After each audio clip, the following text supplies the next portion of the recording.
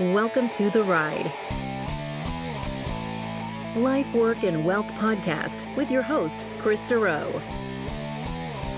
Years ago, Kris was a firefighter and a paramedic and witnessed many people not getting another tomorrow, and it shaped who he is now as a financial strategist. Kris doesn't just help people plan for a secure tomorrow, he helps them plan for a better today.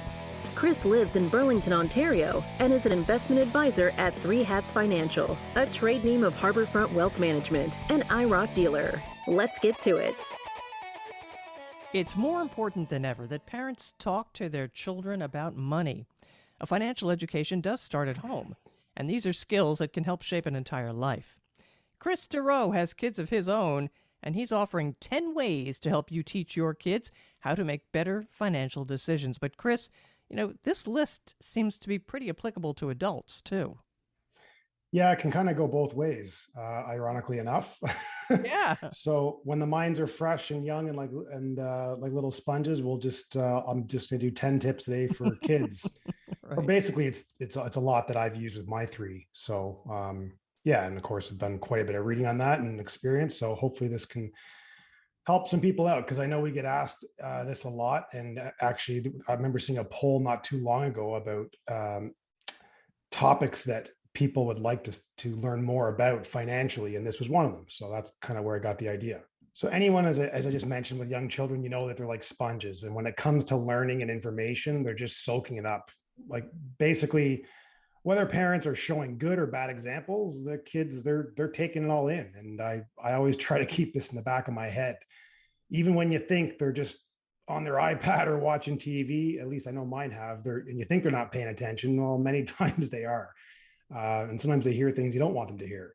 So this is also true with money. You want to set a good example and not be afraid to admit to your kids, even if you have made mistakes in the past when it comes to money. So as I mentioned today, I'm just going to go through a couple tips, or 10 tips to be exact, on that, and how to help your children start to develop a healthy money mindset is what I call it.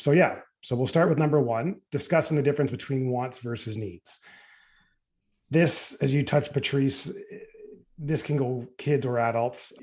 You have to go over what the needs include the basics of life, such as food, your house, shelter, clothing, education, healthcare. Those are all needs. Have to have them. Wants are all the extra stuff, such as iPads, cell phones, video games, candy, trips, etc. You tell that to the kids. Yes. And well, you can even test them on it and ask them about certain things around the house. I've done this with my kids and ask them, is that a need or a want? And you'll see them kind of struggle sometimes, because Yes. certain things for a kid are very, very, very important. So they're going to say it's a need, but you kind of just have to educate. And basically, it's just teaching the basics that needs must always be covered before wants. Simple lesson to teach, but as I mentioned, even adults have a tough time with this. And I always say, if we can teach kids delayed gratification, you're going to hear me say that term a lot. I use it a lot, meaning waiting until they have the money saved before they buy the wants. It will help them immensely. And unfortunately, society has shifted from delayed gratification to instant gratification, with access to credit via credit cards, and the biggest one, buying online and just with a click of a button, not even having to think. That has changed the way we spend money huge. And I'll touch on that a little bit more. So teaching kids delayed gratification, I'm going to give you some tips a little bit later on. Extremely important. Okay, so number two, giving them an allowance. So I've mentioned multiple times in my podcast, we have a big household. We have a family of 5. And in our household, it's important for everyone to help around the house, or it becomes a disaster pretty quick. But by also giving them an allowance, it helps them learn about money and how to use it. It also shows them for an exchange in work. Like, I'm going to touch on this, between tasks and chores, they're being rewarded with income. So let me just touch on that a little bit further. We don't pay our kids to help with the regular household chores, such as putting away dishes, sweeping floors, picking up and cleaning the rooms. We have a weekly schedule that rotates between the 3 of them. They know it by heart, even though sometimes they try to test us, pretending they don't. because for some reason, nobody ever likes the picking up job. These are household chores. They're part of our everyday family life, and we don't pay them for this. This is to teach them responsibility and the importance of chipping in to help the family and keep our household basically functional and clean. However, we do pay for extra tasks to be done, like shoveling the driveway, weeding, raking, leaves, and other things like that. I believe it's important for the kids to kind of distinguish between the two. And other people, it doesn't matter. Like if some people want to pay an allowance for every day, that's each their own. I'm just saying what we do as an example. The most important thing is they need to know that when you work, you get paid, and when you don't get paid. And I remember when I used to volunteer for a program called Junior Achievement, and they had a dollar for cents program, and I would go into the elementary school for the day, and it was usually grade sevens, and I would just go through a whole bunch of different exercises with them and go through kind of teaching them about savings and money and all of that.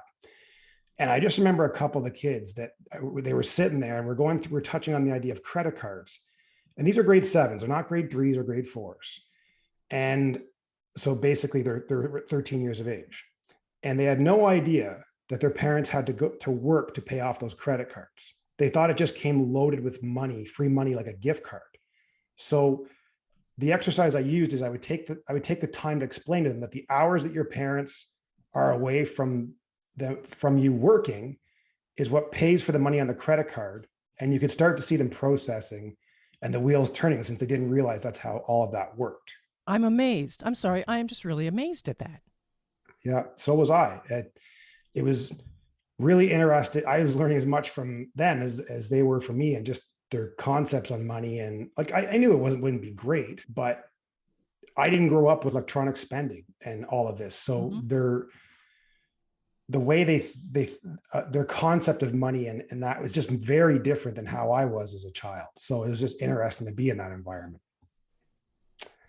Number 3, so providing a place for them to save their money.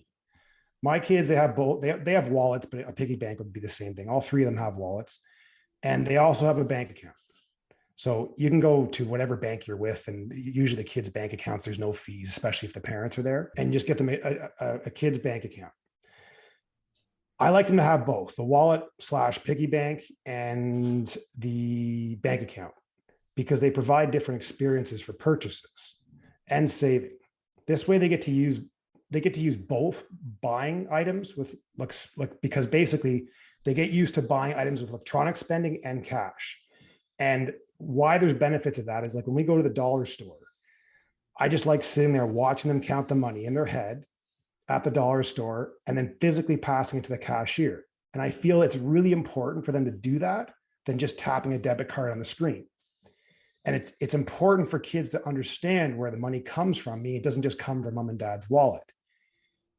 And by using cash, sometimes it's more tangible. This is important when it comes to money, as opposed to just seeing a dollar value or a number on a screen. And I want my kids to experience using cash to purchase some items while they still can, because I feel most likely when they're my age, or even probably younger, with the way things are going, it's going to be a cashless society if we keep heading in that direction. Kris, the bank account, once they put the money in, do you let them take it out for something big, or is this simply to save for something like maybe education?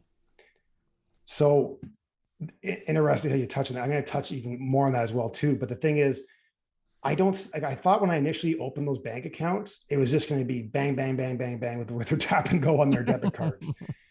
And it's like, I did not tell them that money can't be touched. And I'll explain this a little bit later. You have to be willing to let them make mistakes. And they just leave. They have, I think only one of my 3 has ever even spent the money so far on that debit card. They just keep using the cash they have in hand. It's like they've forgotten about it. They know it's there because my son wants something larger, and he's the other day, like they know the amount that's there, but they simply just don't go and touch it. And that's just basically what they've done. So they are allowed to go spend it if they want, but I don't have to really say anything on it. That kind of surprised me. So, and I'll touch on that in a little bit, but even like when it comes to cash, even with adults, it's just simple. If you want to spend less money, just start paying for everything in cash. And I know that's really inconvenient, but that's also the point. You will just simply spend less because it's tangible. You can count it, you can see it. But yes, definitely inconvenient. But that's also why we spend so much more now than we ever have, because it's so convenient and so quick. And this now touches kind of into my point number 4 there, Patrice, is helping them set up a savings goal. Mm-hmm. So helping kids to define, like, you want to help them define a savings goal. It's a great way to get them motivated and to teach them, once again, the delayed gratification. Just telling the kid to save their money without a goal is going to seem kind of pointless to them. They need that carrot to aim towards. So help them develop a plan. Don't just tell them to save because it's good. Help them develop that plan. Even have a calendar to show them how long it's going to take for them to save up a certain amount to get to that goal. Being visual like that, or having just a calendar in the kitchen just specifically for their savings, and putting the dollar amounts or writing on each day or each week, just those little visual exercises help quite a bit. And you can also do this too, if you could have 2 piggy banks or 2 bank accounts. You can simply have one for savings and one for spending. And this can be one of the first lessons in money management, that you do have to distinguish the two. That's a great idea. Yeah. And my son, he did that when he was 9. He had saved up just over $700, which was quite a bit for a 9-year-old, because he really wanted an ATV, 4-wheeler. So he just kept saving and saving all his birthday money and everything he could. And the rule was, I said I would pay half and you'd have to obviously pay the other half. And he really wanted, even at a young age. I was really surprised the motivation. And he surprised me and saved all that money from, just like I said, his birthdays and paper routes. And I'll never forget, it was just an awesome experience. I'll never forget the day we were going to go pick it up. We were driving up north to get it. And he was so excited the day had finally come. And it was an hour and a half drive. And just the questions he was asking were just neat, because I just never would have even thought that those were some of the things that were going through his head. So like one of them was, he's like, so Dad, do I just give him this whole wallet when I buy it? And I'm like, no, buddy, like you take the money out, you count it. You always count your money. And when it's physical cash, you count it in front of both people. And then once you do that, you're going to get a receipt, and you need to hold on to that receipt, because you're buying this motor vehicle that will and it's not just a motor vehicle, but many things. And it comes with a thing called a warranty. And then I explained what a warranty was. And then he's like, well, that's great. I'll just keep breaking it and getting a new one every month. And I'm like, no, it doesn't work like that. But these are just some of the neat things that we're just coming up with a discussion to educate them. And then I said, and at the end of it, the best part, you get to keep the wallet. And he's like, really? And I was like, yeah. And I go, and then you got to fill it up again by savings and stuff. And it was just such a great experience to do that with him. And I even got a picture of him handing the money over to the guy selling the ATV and shaking his hand for his first big purchase. So it was just a cool thing to do. But basically, you have to have those goals. It's the same as adults, right? You have to have those goals, or it's just simply saving money because it's telling them it's good to do is not going to get them very far. Number 5, have them track their spending. Now, if they're using a debit card, that's obviously the same with adults. It's much easier because you can just see all the history. But I do believe it's very important for them to have both the physical wallet and piggy bank and the debit card, so they can just get used to, like I said, electronic spending, and also the physical touching and counting of money when buying something as well. So for the piggy bank or wallet, they can simply just write down what they spend money on, a little journal or a calendar, and they just simply track that. You're just teaching them like tracking expenditures, and that's a lifelong skill for them, and very important for them to understand where's the money going. It's not a bad list. It's not for me to stand over and give an X and a green check mark. I don't do any of that. Very careful how I am with them towards money. I don't want them to think that I'm controlling it or not letting them spend what they want. It's not about that. But teaching them just to understand where it's going in that is, like I said, an important skill to learn. And many times with my kids, I just will simply ask, now that you bought that candy or video game or whatever, I'll ask them usually a couple of weeks, sometimes even a month, depends what it is. And I just simply ask the question, would you buy that again? And many times the answer is no, but sometimes it's yes. And I'm not trying to make them say no every time. I just want them to think about it.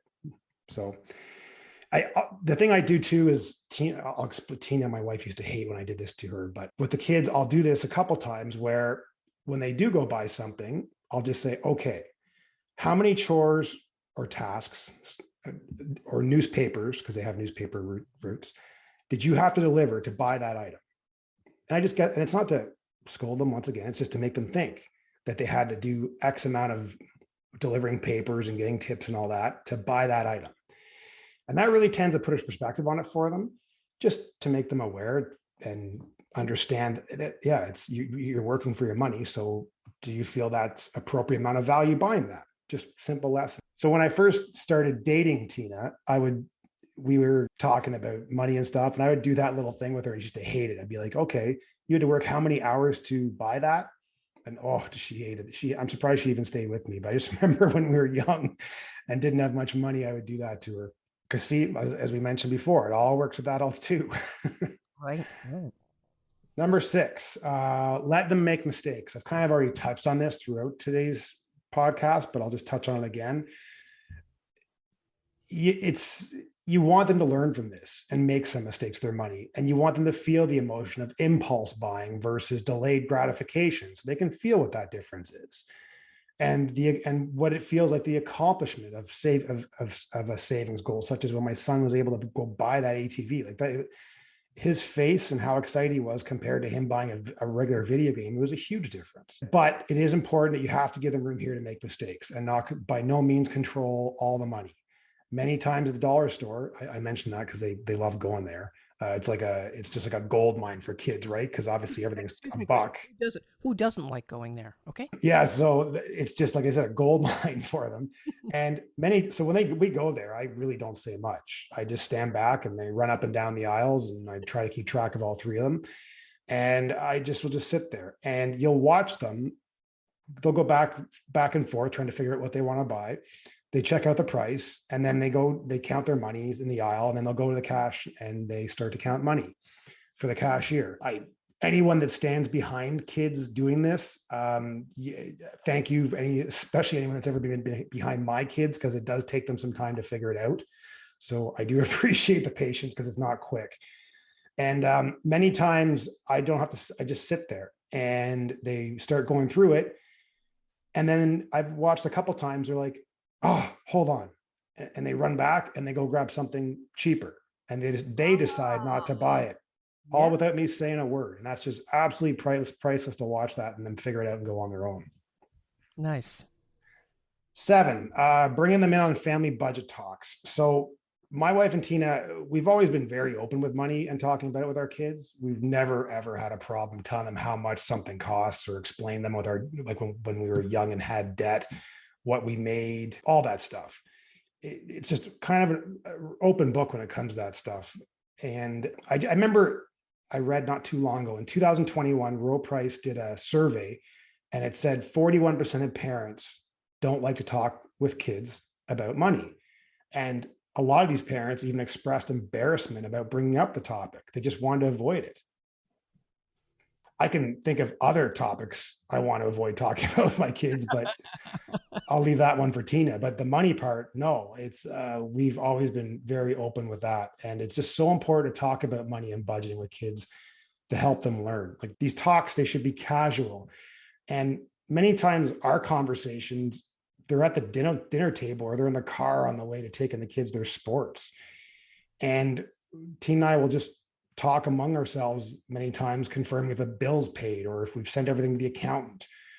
Last year, we were potentially planning on moving. We're not, but we were going through the costs associated with that. And our oldest daughter, she even though she was on the couch in the other room, her ears were perking up, and she'd come back 20 minutes later and ask a question.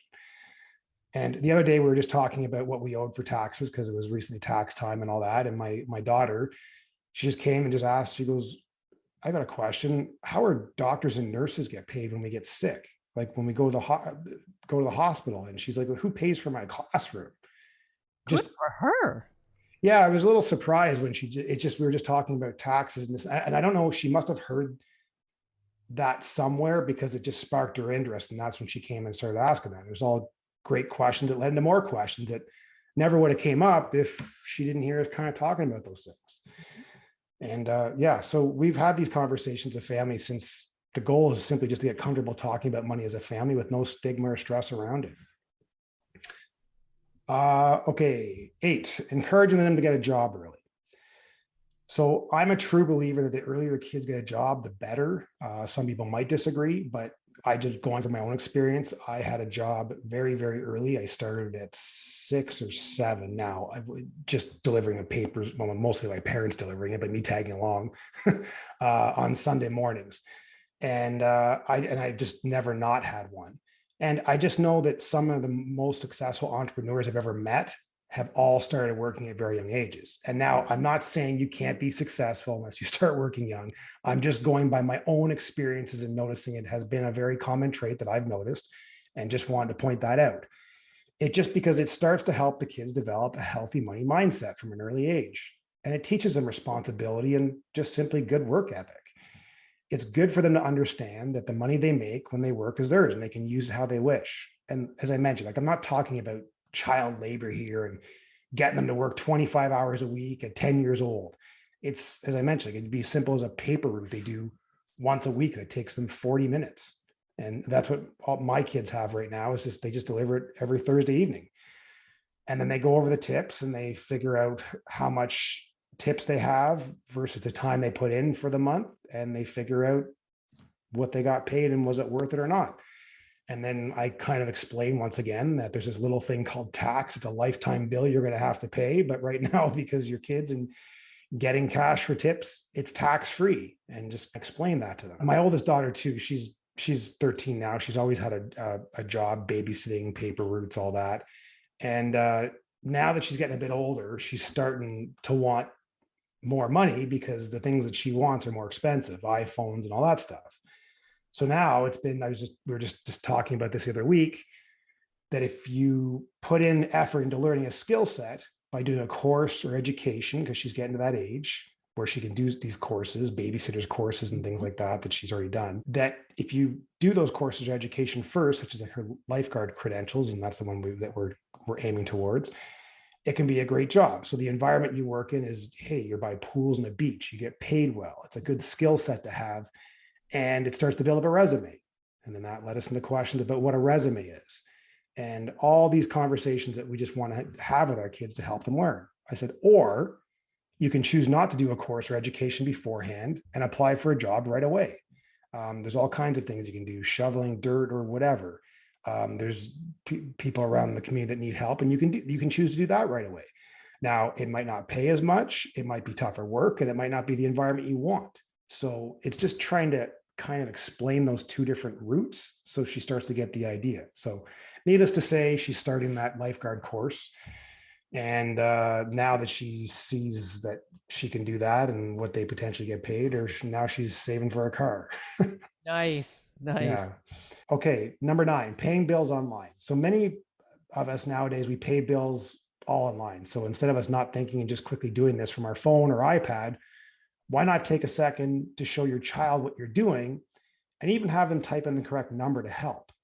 I've mentioned a few times, most things are digital when it comes to money and less tangible. So if you can give your child a chance to hit some buttons and see that and help them pay a bill, it's a good exercise. And they're going to eventually have to do it themselves anyways. And I remember when we were doing this a while ago, my son was just blown away when we paid the water bill. He just couldn't. I mean, he was talking like even like an hour later, Dad, I'm sorry, I got to ask you again. Like, you seriously have to pay for the water that comes in the house. You pay for that. And I'm like, yes. And he couldn't process that we had to pay for water. But when we saw the water bill, Tell him about paying for electricity. yeah, well, it led into all of that. But and the electricity, he was like, oh, okay. But it just for some reason, I think it's because he just sees a lake. He sees a river, like he sees water. And he's like, I don't understand how you have to pay for that to come in the house. Right. So anyways, to see things through children's eyes, total different perception. So last one, setting a good example. Children, they're constantly observing and absorbing our behavior. And if you're spending above your means or stressing about money, they're likely going to pick up on that. And that's even if you're not mean to teach them, you are teaching them about money.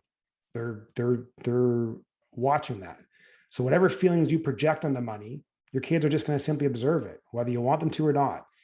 And the kids, they'll witness this and see how you handle their money or handle your money, sorry. And potentially their actions will mirror that. So if you're always stressed about money, they'll most likely grow up to maybe be that way.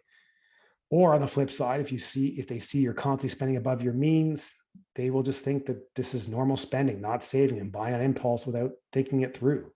So kids, are only with, basically, I always say this, and no parent likes to hear it, but kids, like, really, when you take your time frame, you're really not with your parents a ton of your lifetime. It's such a small amount of time when you actually think about it. And because of that, as a parent or a grandparent or guardian, you want to try and lead by example on that when it comes to money, and that it will help them. You're just setting them up to win. Simple as that. And that's pretty much it. That's the 10 tips. So I'll just finish off here. And one thing I will add is I hear all the time as a financial advisor that we should be, that not us, but they should be teaching personal finance more in the schools. Unfortunately, when I was a kid, there was none of that. And that maybe helps us understand why so many adults were maybe not in the position they thought they'd be at a certain age. But the good news is they're starting to implement more personal finance education in school. Now, it's not the level that I would like to see it, but at least it's there. It's starting. It will only get better. Therefore, as a parent, it's not at that level yet. So it's just very important to help teach your kids about money. And they will need more help with this than we did because of all the electronic spending, tap and go, PayPal, PayPass, all that stuff, e-transfers. It's a very different environment. They're going to need more help than we did. And we're now able to spend money so much quicker without even thinking. So basically, by doing that, we just want to make sure that we can provide them as much education as we can while they're with us to just set them up. So hopefully you take the time to talk to your kids about money, and hopefully today there was a couple tips that can help start some of these conversations. And Kris, how can listeners reach you if they've got some questions? As always, just to the website, threehatsfinancial.ca. All right. For more financial insights, follow this podcast, The Ride, Life, Work, and Wealth, and of course, share with others, especially parents that you know. Thank you for listening to The Ride, Life, Work, and Wealth podcast. Click the subscribe button below to be notified when new episodes become available. All comments are of a general nature and should not be relied upon as individual advice. The views and opinions expressed in this commentary may not necessarily reflect those of Harbourfront Wealth Management. While every attempt is made to ensure accuracy, facts and figures are not guaranteed. The content is not intended to be a substitute for professional investing or tax advice. Please seek advice from your accountant regarding anything raised in the content of the podcast regarding your individual tax situation. Always seek the advice of your financial advisor or other qualified financial service provider with any questions you may have regarding your investment planning.